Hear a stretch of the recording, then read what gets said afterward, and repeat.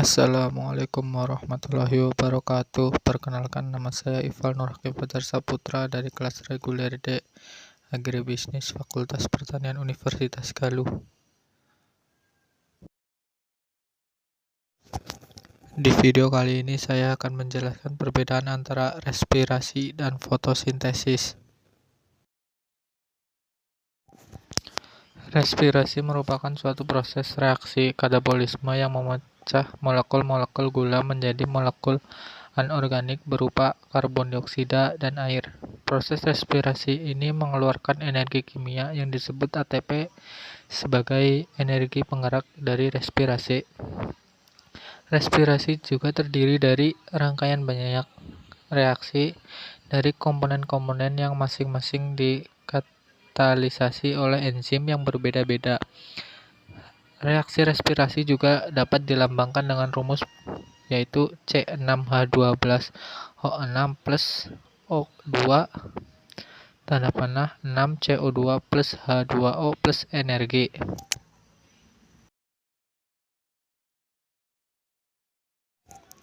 Respirasi berdasarkan kebutuhan terhadap oksigen juga dapat dibedakan menjadi dua macam, yaitu respirasi aerob dan respirasi anaerob.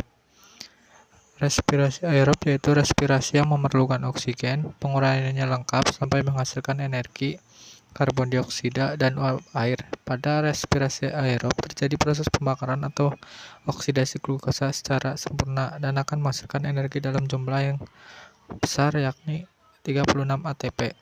Sedangkan respirasi anaerob yaitu proses respirasi yang berlangsung tanpa membutuhkan oksigen, berbanding terbalik dari respirasi aerob. Respirasi ini disebut juga proses fermentasi kurang oksigen. Tumbuhan akan memerlukan respirasi anaerob yang hanya akan menghasilkan energi dalam jumlah yang sedikit, yaitu 2 ATP. Mekanisme respirasi aerob juga ada 5, yaitu 1. Glikolisis, 2. Dekarbolisasi oksidatif piruvat, 3. Jalur pentosa fosfat, 4. Transport elektron dan fosforisasi oksidatif, 5. Siklus Krebs. Selain dari mekanisme respirasi aerob, ada juga faktor-faktor yang mempengaruhi laju respirasi, yaitu faktor internal dan faktor eksternal. Faktor internal 2. Jumlah plasma dalam sel, jumlah substrat respirasi dalam sel, umur dan tipe tumbuhan. Sedangkan faktor eksternal 2. Suhu, kadar oksigen dan karbon dioksida di atmosfer, kadar air dalam jaringan, cahaya, luka, dan stimulus mekanik, serta pengangkutan garam-garam mineral dari dalam tanah. Selain itu, ada juga zat yang dapat menghambat proses respirasi. 1. Sianida, 2. Fluoride, 3. Ludoasetat, 4. CO diberikan kepada jaringan, 5. Ater, kloroform, asetom, formaldehida dapat menambah respirasi dalam jangka waktu yang pendek. Dan yang terakhir yaitu manfaat respirasi bagi tumbuhan. Respirasi banyak memberikan manfaat bagi tumbuhan, salah satunya manfaat yang akan terlihat dalam proses respirasi di mana terjadi proses pemecahan senyawa organik. Dari proses pemecahan ini, maka dia akan menghasilkan senyawa-senyawa antara yang penting sebagai building block. Sementara itu, building block merupakan senyawa-senyawa yang penting sebagai pembentuk tubuh. Senyawa-senyawa ini meliputi asam amino untuk protein, nukleotida untuk asam nukleat, dan perazat karbon untuk pigmen profil seperti klorofil dan sitokrom, lemak sterol, karotenoid, pigmen flavonoid seperti antosianin, dan senyawa aromatik tertentu lainnya seperti lignin. Selain respirasi, ada juga fotosintesis. Menurut KBBI, fotosintesis adalah pemanfaatan energi cahaya matahari oleh tumbuhan berhijau daun atau bakteri untuk mengubah karbon dioksida dan air menjadi karbohidrat.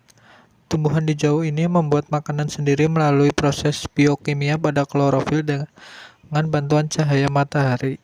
Klorofil atau disebut juga zat hijau daun adalah zat penghijau tumbuhan yang berperan penting dalam proses fotosintesis ini.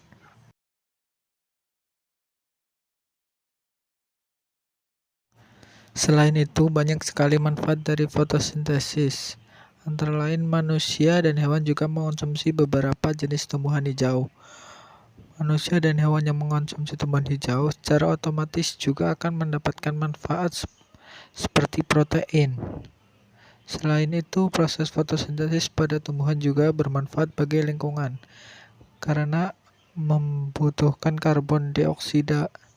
Selain itu, fotosintesis yang dilakukan tumbuhan hijau membantu mengurangi kadar karbon dioksida yang terdapat di lingkungan sekitar. Oleh karena itu, fotosintesis juga menghasilkan oksigen yang dibutuhkan bagi manusia dan makhluk hidup lainnya.